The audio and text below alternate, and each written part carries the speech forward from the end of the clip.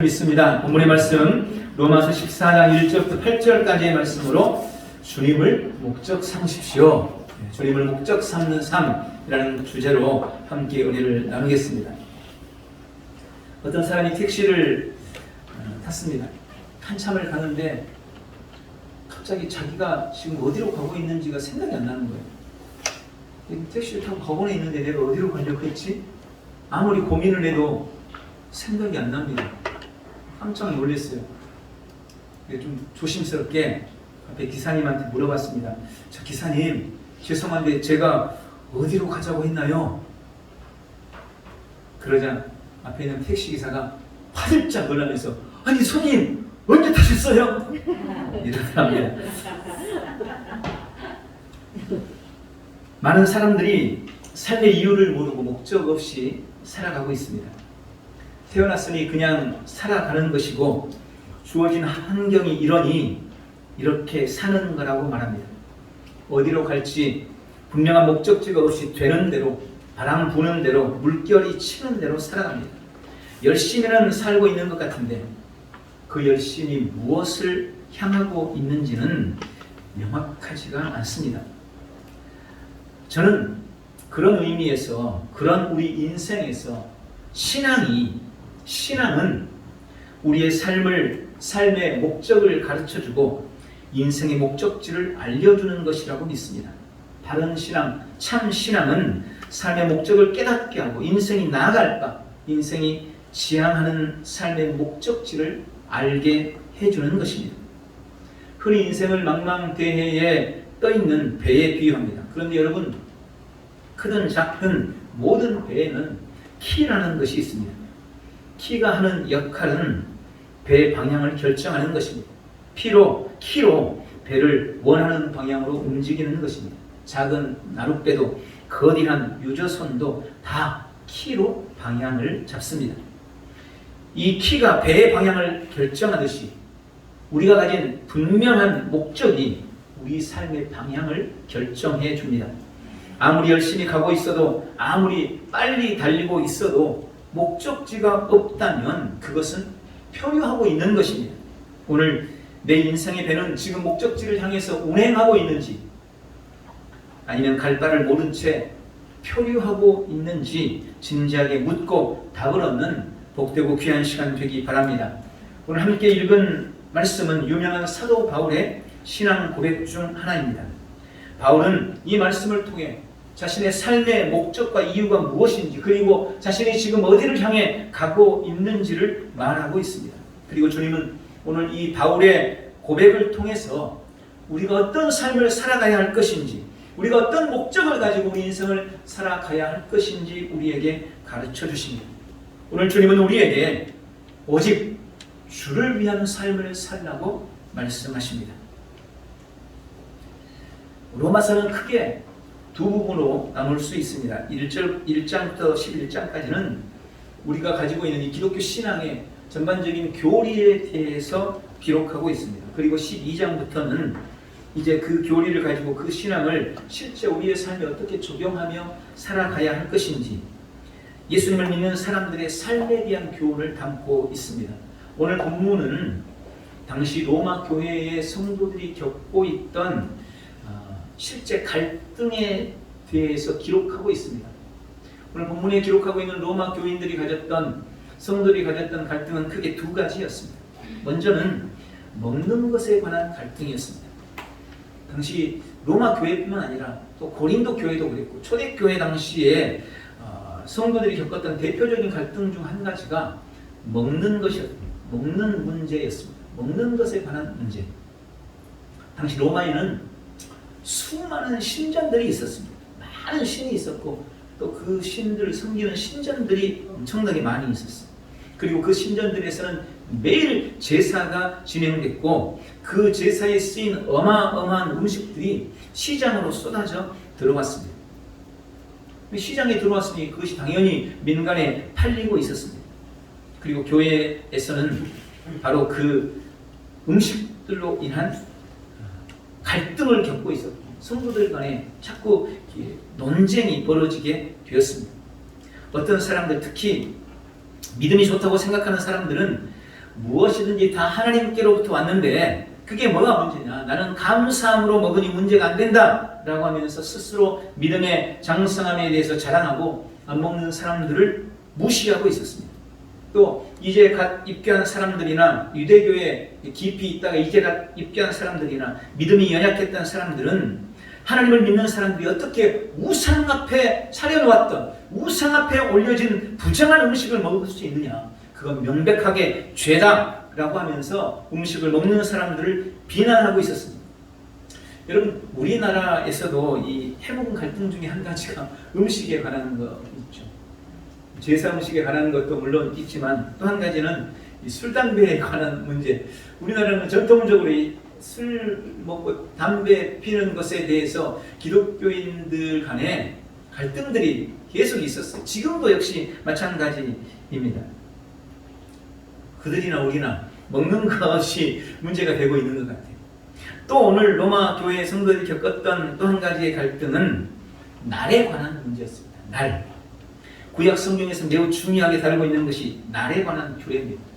안식일이나 혹은 매월 첫날인 이 월삭일, 또 3대 절기, 혹은 또 7대 절기 해서 절기 등 이 날들을 매우 중요하게 여겼고 그것들로 사람들의 어떤 신앙의 좋고 나쁨을 결정하는 잣대로 여기기도 했습니다. 신약에 와서 이 날에 대한 개념이 많이 바뀌고 있었지만 여전히 갈등은 계속되고 있었습니다.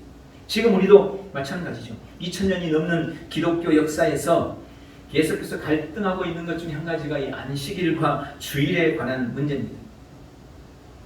안식일이냐 주일이냐. 그래서 안식일을 지금도 여전히 안식일을 지키는 그런 교단들도 있죠. 안식교단이라든지 뭐 이런데 여전히 그런 갈등들이 지금 계속하고 있어요. 어느 날이 더 중요한가? 주일을 지키는 우리 안에서도 그 갈등은 있습니다. 주일은 주일이 주님의 날이니까 주일이 제일 중요한 날. 그 나머지는 조금 덜 중요한 날. 뭐 이렇게 생각하는 거. 아니면 어떤 사람들은 무슨 소리니? 주일이든 다른 날이든 다 똑같이 주님 앞에서 중요한 날이지. 어떻게 주일이라고 예배드린다고 그날이 더 중요하고 다른 날이 안 중요하냐? 주일도 다른 월화수목금토도 다 똑같이 중요하다. 뭐 이렇게 이야기하면서 서로 논쟁이 되기도 합니다. 오늘 본문은 먹는 것 혹은 어떤 날이 중요한가, 이 날을 포함해서 그런 류의 여러 가지 갈등들에 대해서 우리 성도들이 어떤 태도를 취해야 할 것인지에 대해 말씀하고 있습니다. 오늘 3절은 그렇게 말씀합니다. 먹는 자는 먹지 않는 자를 업신여기지 말고 먹지 않는 자는 먹는 자를 비판하지 말라. 이는 하나님이 그를 받으셨으니라. 먼저 먹는 자는 먹지 않는 자를 업신여기지 말라고 말씀하십니다. 스스로 믿음이 크다고 생각하는 사람들은 다른 사람들을 경시하고 무시하기가 쉽습니다. 영적인 교만에 쉽게 빠집니다. 나는 믿음이 크기 때문에 이런 우상 앞에 놓인 음식증이 나의 이 믿음을 흔들 수 없어. 나는 그 모든 것을 감당할 수 있는 믿음이 있어 라고 생각하는 거죠. 무슨 술 한 잔 먹는 게 뭐가 문제야. 나는 옛날에는 다 포도주도 다 술이고 다른 데서는 맥주도 다 그냥 음료수고 이런데 나는 그런 거 별로 관여하지 않아. 그런 것쯤이 나의 믿음을 절대로 흔들 수 없어 라고 말합니다. 그러면서 너는 믿음이 약하니 제사 음식만 먹어도 그것 때문에 시험이 빠지고 옛날 술 문제 이런 것 때문에 맨날 갈등하고 아이고 믿음이 작은 사람아 뭐 이렇게 말하기도 하고 또 요즘 같은 때 신앙생활 하는 사람들을 보면서 저 사람은 11조도 안 하고 저 사람은 주일 예배도 밥 먹듯이 빠지고 다 믿음이 약해서 그러는 거라고 하면서 다른 사람들에 대해서 쉽게 업신여기고 무시하기가 쉽다는 거예요. 그런데 주님은 오늘 말씀하시기를 아무도 업신여기지 말라고 하시는 겁니다. 또 두 번째는 먹지 않는 자는 먹는 자를 비판하지 말라고 하십니다. 여러분, 우리 눈에 보이는 것만 가지고 혹은 내가 알고 있는 상식이나 지식을 가지고 함부로 다른 사람에 대해서 판단하거나 비판해서는 안 됩니다. 아니 우상 앞에 놓은 부정한 음식을 어떻게 먹을 수가 있지? 그건 신앙이 뭔가 잘못됐기 때문이야. 잘못된 신앙이기 때문에 우상 앞에 놓인 음식을 먹는 거지 그 사람의 신앙이 잘못된 거야 라고 쉽게 판단하는 거예요. 그런데 나는 우상의 제물을 먹으면서 뭔가 꺼림칙하고 죄 짓는 것 같고 불편해하지만 누군가는 그것을 먹을 만한 믿음이 있을 수 있다는 것을 우리는 인정해야 됩니다. 여러분, 한국 교회 성도가 누군가가 술 먹는 걸 보고 이 사람 믿음이 없어서 술 먹네 이렇게 말할 수 있지만 독일 교회에 어떤 사람이 와가지고 맥주 마시는 걸 보고 저 사람은 믿음이 없어서 맥주 마시네? 이러면 욕먹어요. 그럴 수 있는 거예요. 그러니까 우리가 쉽게 내가 가진 기준이나 내가 가진 어떤 믿음, 기준 이걸 가지고 다른 사람을 판단하는 것을 주의해야 한다고 말씀하고 있는 것입니다. 내 기준을 가지고 다른 사람을 판단하지 말라, 비판하지 말라 말씀하는 것. 여러분, 음식을 먹고 안 먹고보다 남을 업신여기고 남을 판단하는 것이 더 큰 잘못이고 더 큰 문제라고 지금 말씀하고 있는 것입니다. 또 세 번째, 날에 대해서는 어떤 날이 중요한가를 갈등하지 말고 각각의 생각과 판단에 따라 마음을 확정하라 라고 오늘 본문이 말씀하고 있습니다. 이 날이 중요하다고 여겨지면 너는 그 날이 중요하다고 생각하고 그렇게 결정해라, 확정해라. 모든 날이 중요하다고 여겨지면 너는 그렇게 결정하고 그렇게 생각하고 그렇게 네 마음을 확정하라. 그리고 서로 간에 그것을 인정해주고 존중해줘라. 그것 때문에 서로 비판하거나 판단하는 것, 그것이 더 큰 잘못이다 라고 말씀하고 있습니다. 그러면서 공통적으로 주시는 답이 있습니다. 6절입니다. 나를 중히 여기는 자도 주를 위하여 중히 여기고 먹는 자도 주를 위하여 먹으니 이는 하나님께 감사하며 먹지 않는 자도 주를 위하여 먹지 아니하며 하나님께 감사하느니라. 여러분, 주의를 중히 여기는 사람도 주님을 위해서 중히 여기고 또 주의를 포함해서 모든 날을 똑같이 중히 여기는 사람도 주를 위하여 중히 여기면 그게 맞다는 거예요. 그게 잘하는 것이라고 말씀하는 겁니다. 먹지 않는 자도 그가 주를 위해서 먹지 않는다면 잘하는 것이다. 먹는 사람도 그것이 주님을 위해서 먹는다면 역시 잘하는 거다 라고 말씀하시는 겁니다. 여러분, 이날이냐 저날이냐보다 먹느냐 안 먹느냐보다 그 동기와 목적이 무엇인가가 훨씬 더 중요하고 다른 동기와 목적을 가진 거라면 틀리지 않는 거다, 잘한 거다 라고 말씀하십니다. 그리고 8절을 통해서 다시 한번 확인합니다. 우리가 살아도 주를 위하여 살지 죽어도 주를 위하여 죽나니 그러므로 우리가 살든지 죽든지 우리는 주의 것이다. 이 모든 것의 동기와 목적이 주님이어야 한다고, 무엇을 하든지 주님을 위해서 해야 한다고 말씀하고 있는 것입니다. 여러분, 무엇을 하든지 주님을 위해서 하시기 바랍니다. 모든 것의 목적이 주님이 되시기를 주님의 이름으로 축원합니다. 그런데 우리가 좀 주의해야 될 것이 있어요. 꼭 이 말씀이 우리가 하는 모든 잘못들에 대한 면죄부가 돼서는 곤란합니다. 예를 들어서 자, 뭐든지 주를 위해서 하기만 하면 된다고 했으니까 나의 잘못도 그것로 합리화시키려고 하는 거예요. 어떤 사람이 도둑질을 했어요. 그런데 들킨 거예요. 잡혔는데 얼마 전에 실제로 그런 일이 있었어요. 물어봤더니 왜 그랬냐고 그랬더니 사기쳤는데 왜 그랬냐고 그랬더니 그걸로 선교하려고 선교하려고 남을 사기를 쳤다는 거예요. 여러분, 도둑질을 해놓고 나는 주님 앞에 헌금하기 위해서 도둑질을 했다. 그러니까 주님을 위해 산 것이니까 난 괜찮아. 난 주님 앞에서 떳떳해. 그럼 주님, 아 잘했다, 저 주시겠냐는 거예요. 여러분, 이 말씀은 책임에 관한 거예요. 여러분, 제가 이런 말씀 드리면 아유 무슨 그런 사람이 있어요 라고 생각하겠지만 말씀드린 대로 그런 사람이 실제로 있어요. 실제로. 책임, 무슨 말이냐면 주의 영광을 위한 것이니까 괜찮아가 아니라 내가 주님을 위해서 하는 것이니까 그것이 목적이니까 괜찮아가 아니라 어떻게 하는 것이, 무엇이 더 주님을 영화롭게 하는 것인지, 어떤 게 더 하나님께 영광이 될 것인지, 무엇이 더 이 편이 주 앞에 영광이 될지, 저편이 주 앞에 영광이 될지, 아니 도둑질 안 하고 헌금 좀 덜 하는 것이 주 앞에 영광이 될지, 도둑질해서 헌금 많이 하는 것이 주 앞에 영광이 될지, 그걸 고민하라는 거예요. 어떤 게 주 앞에 영광이 될지를 고민해야지 무작정 주님의 영광을 위한 거니까 다 괜찮아 라는 것은 매우 큰 착각이라는 것을 우리는 기억해야 된다는 것입니다. 여러분, 오늘 바울처럼 살든지 죽든지 주를 위한 삶을 살리라 결단하는 우리 온 성도들이 되시기를 주님의 이름으로 축원합니다.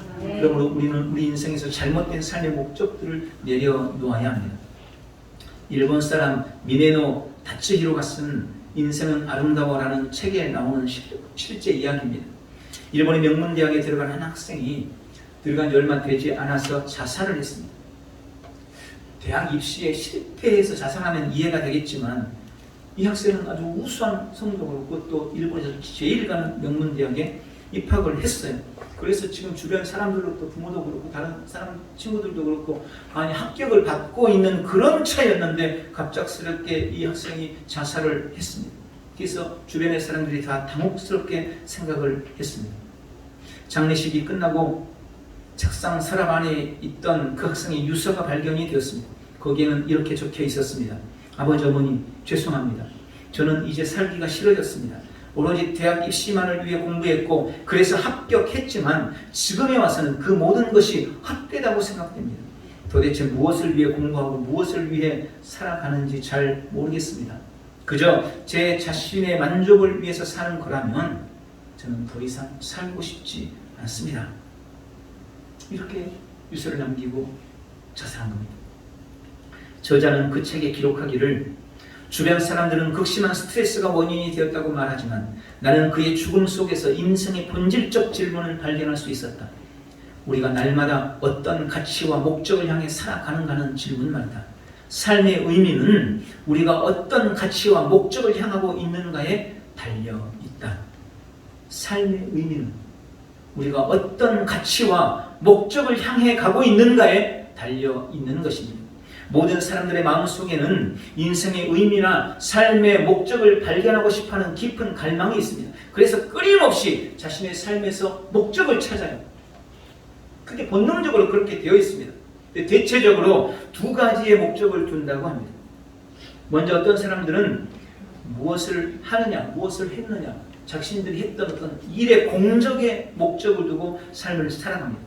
그런 사람들은 대부분 자신이 하는 일에서 의미를 찾고 자신이 행한 것으로 자신의 존재를 결정하고 인정받으려고 합니다. 그래서 할 수 있는 한 많은 일을 하려고 하고 쉬지 않고 일을 해야만 마음이 편합니다.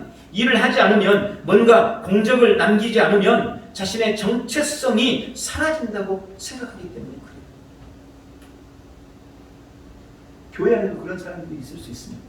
내가 교회 안에서 뭔가 좀 존재감을 품고 뭔가 해야 나의 정체성, 존재감에 대해서 좀 나는 그래도 이렇게 필요한 사람 이렇게 생각을 하지 그냥 아무것도 안 하고 있으면 불안하고 답답하고 이런 생각을 하시는 분들이 있을 수 있어요. 두 번째는 어떤 사람들은 얼마나 소유했느냐 이거에 목적을 두고 삶을 살아간다는 겁니다. 더 좋은 차, 더 좋은 집, 더 좋은 옷, 더 좋은 것으로 자신을 증명하려고 하고 그래서 경제적인 것에 늘 연연하고 늘 거기에 마음을 둡니다. 자신이 소유하고 있는 것에서 삶의 의미를 찾고 자신을 찾기 때문에 그렇습니다. 내가 가진 것에서 나의 존재 의미를 찾는 겁니다. 난 저 사람보다 집이 좋아. 큰 집에서 살아. 이런 데서 뭔가 뿌듯함을 느끼고 만족을 느껴요. 쟤는 옷이 좀 후줄근한데 나는 명품이야. 이런 데서 자신의 가치를 찾는 거예요. 여러분 실제로 그런 사람들 너무너무 많습니다. 그런데 안타깝게도 예수 믿는 사람들도 별반 다르지 않다는 거예요. 왜 그럴까요? 왜 예수님 믿는 사람들조차 그렇게 자신의 공적과 자신의 소유에서 가치를 찾고 거기에 목적을 두는 삶을 살아가고 있는 것일까요? 저는 그 이유를 성도들이 예수님을 삶의 목적에 두지 않고 예수님을 인생의 수단으로 삼고 신앙하기 때문이라고 봅니다. 많은 사람들이 예수님 믿는 것을 그저 조금 더 나은 삶을 살기 위한 한 방편으로 여기면서 신앙합니다. 이 말을 잘 이해하시기 바랍니다. 많은 사람들이 예수님을 통해서 뭔가 좀 삶이 좀 평안해지고 좀 좋아지고 더 나은 삶을 살기 위한 방편으로 예수님을 믿는다는 거예요. 행복하기 위한 도구, 건강하기 위한 수단, 조금 더 잘 살기 위해서 예수님이 필요하고 신앙이 필요하다고 생각하는 사람들이 너무너무 많습니다. 너무너무. 저는 그런 사람들을 너무나 많이 봤습니다. 자신의 출세를 위해서 교회를 이용하고 자신의 출세를 위해서 예수님을 이용하는 사람들이 의외로 많아요. 그러나 여러분, 예수님은 우리의 신앙과 믿음의 목적이지 결코 수단이 되어서는 안 된다는 것을 기억하시기 바랍니다. 예수님을 이용하고 신앙을 이용해서 자신의 행복을 구하고 행복과 성공을 추구하려는 태도는 매우 위험하고 잘못된 태도인 것을 기억하시기 바랍니다. 물론 우리는 누구나 다 그런 과정을 통해서 여기까지 왔습니다. 처음부터 신앙의 생명을 거는 사람 없을 거예요. 처음부터 난 예수님께 목숨을 걸어야지 그리고 교회 나오는 사람은 아무도 없을 겁니다. 처음에는 누구나 예수님 자체가 목적이 아니라 예수님으로부터 얻는 그 무엇, 예수님이 주신다고 사람들이 교회 가면 얻는다고 하는 평안, 교회 가면 얻는다고 하는 행복, 교회 가면 얻는다고 하는 건강, 교회 가면 얻는다고 하는 그런 이익들, 유익들, 그걸 바라보고 처음에는 교회 와요. 그러나 언제까지 우리가 그런 신앙생활을 해서는 안 된다는 것입니다. 오늘 분명히 말씀드립니다. 혹시 우리 안에 예수님의 목적이 아니라 수단이 되고 있다면 오늘 그 마음을 주 앞에 내려놓으시기를 바랍니다. 우리 주님이 주시는 우리가 신앙을 통해서 얻는 기쁨과 평강, 은혜와 축복은 우리가 주님을 목적 삼고 나아갈 때, 한마디로 주님을 내 삶의 전부로 주님께 내 인생을 올인할 때 누리는 은혜라는 것을 우리는 반드시 기억해야 합니다. 주 앞에 올인할 때 비로소 주님이 주시는 진짜 은혜를 우리의 삶에 누릴 수가 있는 거예요. 놀이공원에 가면 재밌는 것들이 많죠. 그런데 놀이공원 바깥에서 놀이공원 안을 보면서 부러워요. 근데 바깥에 있는 것 뭐가 좀 내가 좋아하는 게 있어요. 그래서 놀이공원 안에 들어가지 않으면 놀이공원 안에 있는 건 절대로 우리의 삶이 누릴 수가 없는 거예요. 바깥에 있는 것을 포기하지 못하고 내가 대가를 지불하고 놀이공원 안으로 들어가지 않는 한은 그 안에 있는 것을 절대로 누릴 수가 없는 것입니다. 근데 많은 사람들이 신앙을 그런 식으로 하고 있는 거예요. 우리가 예수님 안에, 예수님께 내 전 삶을 올인하고 그분 안에 들어가지 않으면 예수님 안에 감추어져 있는 지혜와 지식의 온갖 보화들을 절대 우리의 삶에 누릴 수가 없는 것입니다. 오늘 나를 위한 삶을 내려놓고 잘못된 목적을 주님 앞에 내려놓고 주님께 올인하기를 결단하는 복된 성도들이 되시기를 주님의 이름으로 축원합니다. 마지막으로 그러므로 우리는 오직 주님을 위해 사시기를 바랍니다. 7절에 바울은 그렇게 고백합니다. 우리 중에 누구든지 자기를 위하여 사는 자가 없고 자기를 위하여 죽는 자도 없도다. 그리고 8절에 우리가 살아도 주를 위하여 살고 죽어도 주를 위하여 죽나니. 여러분, 살아도 주를 위해 살고 죽어도 주를 위해 죽겠다는 이 바울의 고백, 이것이 우리의 고백이 되기를 바랍니다. 어떤 사람들은 이것이 너무 과한 것을 요구하는 것 아니냐고 그렇게 마음에 생각하는 사람들이 있어요. 너무 부담스럽게 생각합니다. 아니, 주님을 위해서 살고 주님을 위해 죽고 그냥 주님 때문에 좀 잘 살아보려고 나왔더니 주님을 위해 죽으라고 하니까 좀 부담을 느끼는 사람들도 있습니다. 그러나 이것은 절대 우리에게 부담을 주거나 우리에게 희생을 강요하는 것이 아닙니다. 이것은 성도의 마땅한 바, 당연한 바라는 사실을 기억하시기 바랍니다. 왜? 우리가 주를 위해서 죽는 것, 주를 위해 사는 것이 마땅한 바니까요. 저는 성경에서 세 가지 것을 묵상했습니다. 먼저 오늘 본문에 나와 있는 내가 주님의 것이기 때문에 그런 겁니다. 8절에 보니까 그러므로 사나 죽으나 우리가 주의 것이로다. 여러분, 나는 살아도 주의 것이고 죽어도 주의 거예요. 나는 주님의 소유입니다. 우리가 삶을 살면서 무언가 내 것을 만드는 방법, 가장 기본적인 방법은 두 가지예요. 내 것을 만드는 방법. 첫 번째는 내가 만들면 내 겁니다. 내가 만들면 내 거예요. 내가 만들어서 내 거죠. 두 번째는 내가 만들었어도 내가 돈 주고 사면 그건 내 것이 되는 거예요. 이게 가장 기본적인 거예요. 만들거나 내가 사면 그게 내 것이 되는 것입니다. 이사야서 43장 1절에는 내가 왜 주님의 것인지를 분명하게 말씀합니다. 야곱아 너를 창조하신 여호와께서 지금 말씀하시느니라. 이스라엘아 너를 지으신 이가 이제 말씀하시느니라. 너는 두려워하지 말라. 내가 너를 구속하였고 내가 너를 지명하여 불렀다니 너는 내 것이다. 여기 주님이 나를 계획하고 창조했다고 말씀합니다. 여러분 주님이 나를 계획하고 창조했어요. 우리는 어쩌다가 생긴 우연의 산물이 아닙니다. 원수인가 진화된 것도 더더욱 아닙니다. 우리 부모님이 나를 만들어주신 것도 아닙니다. 하나님이 나를 계획했고 하나님이 나를 만드셨습니다. 여러분 주님이 만드셨으니 우리가 주님의 것인 거예요. 그리고 주님이 나를 구속했습니다. 여기 구속했다는 말은 값을 지불하고 샀다는 말이에요. 구속이 그런 의미예요. 값을 지불했다. 내가 너를 샀다 이 말입니다. 우리는 죄짓고 하나님을 떠났습니다. 주님 없이 살면 내가 원하는 대로 살면 우리는 행복할 줄 알았습니다. 그런데 하나님을 떠났으니 도리어 사탄에게 매여서 온갖 불행과 저주의 삶을 살게 되었습니다. 영원한 지옥의 형벌이 예비된 진노 아래에 있었습니다. 그런데 그렇게 시궁창에서 지옥 한가운데서 뒹굴고 있는 우리에게 주님이 찾아오셨습니다. 그리고 우리는 절대로 지불할 수 없는 엄청난 대가를 지불하고 주님이 우리를 사셨습니다. 그리고 너는 내 것이라 우리 한 사람 한 사람을 지목해서 불러주신 것입니다. 주님이 사셨으니 나는 주님의 것이요. 주님이 엄청난 대가를 지불하고 주님이 만드셨으니 나는 주님의 것이요. 주님이 엄청난 대가를 지불하고 나를 사셨으니 또 나는 주님의 것인 것입니다. 우리는 빼도 박도 못하게 철저하게 완벽하게 주님의 것입니다. 내가 주님의 것이요 주님의 소유임을 안다면 당연히 주를 위해 살 수밖에 없는 것입니다. 두 번째로 내가 주를 위해 살 수 있는 이유, 살아야 하는 이유, 그 일이 가장 가치 있기 때문입니다. 사람의 가치는 그 쓰임에 따라 결정됩니다. 여러분 자기 자신만을 위해서 사는 삶은 그 가치가 적은 거예요. 그러나 가정을 위해서, 가족을 위해서 살면 또 가치가 좀 더 커질 수도 있습니다.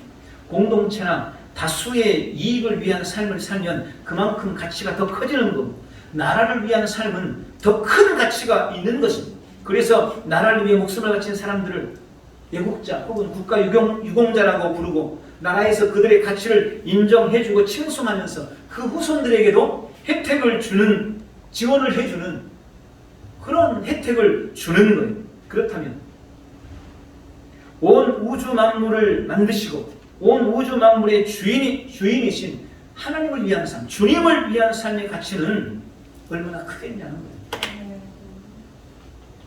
공동체를 위해, 나라를 위한 삶도 가치가 큰데 온 우주 만물의 주인이신 하나님을 위한 삶을 살아가는 그 인생의 가치가 얼마나 크겠냐는 것입니다. 가장 가치 있는 일, 그것이 바로 주를 위한 삶인 것을 기억하시기를 바랍니다. 세 번째로 내가 왜 주를 위해서 살아야 되는가? 그것이 나의 존재의 이유이기 때문에 그렇습니다. 세상의 모든 것은 다 존재의 이유가 있습니다. 길가의 돌멩이 하나에도 잡초 한 포기에도 다 이유가 있습니다. 그리고 그 저마다의 존재의 이유를 가리켜서 우리는 사명이라고 부릅니다. 성도는 우리의 존재의 이유, 우리의 사명, 성도는 주님이 우리를 부르신 존재의 이유, 주님께서 우리에게 허락해 주신 사명이 무엇인지 분명히 알고 살아가는 사람들이어야 그게 바로 주를 위한 삶이라는 겁니다. 고린도전서 10장 31절 그런즉 너희가 먹든지 마시든지 무엇을 하든지 다 하나님의 영광을 위하여 하라.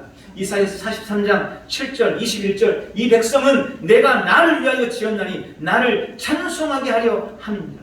여러분 우리는 애초부터 주님의 영광을 위해서 지음 받았습니다. 나는 주님의 영광을 위해서 존재합니다. 나는 주님을 찬송하기 위해 존재하는 존재입니다. 주님을 위한 것, 주를 위해 사는 것이 나의 존재의 이유라는 것을 기억하셔야 합니다.